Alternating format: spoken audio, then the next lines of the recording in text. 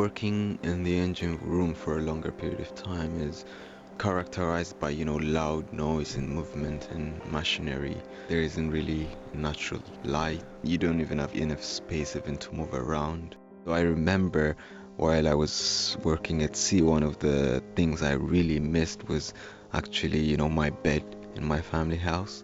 I missed that comfort. My name is Amma Hassenu. When I was 22 years old, I went away to work as a seafarer for a year. Each and every one of us, in one way or the other, depend on shipping in our daily lives. But ironically, it's also an industry which most of the general public doesn't have much insight into or knowledge about.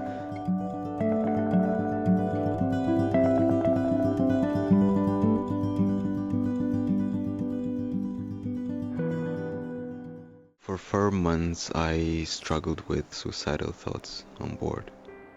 I grew up in Ethiopia. The main attractions of the seafaring career for me was the financial aspect, which would have given me much more opportunities, to have a stable, decent life if I was seafaring than if I had stayed at home. The first few weeks, it was like my crushing moment. I felt like, I had made a big mistake in my life. So that was obviously leading to sadness, sorrow, crying.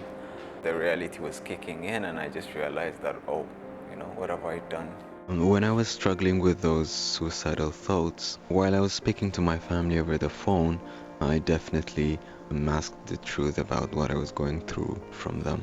There isn't even much the family can do in that situation, so there isn't maybe enough point even to disclose that to your family members.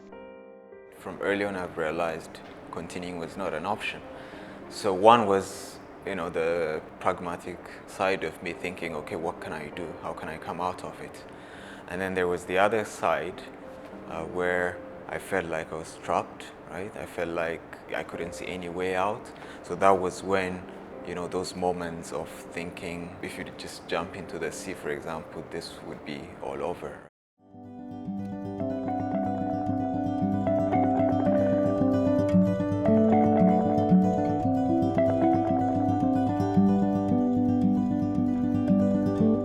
I think 4 months into my contract, we went to port, me and my friend, so we went to the internet cafe.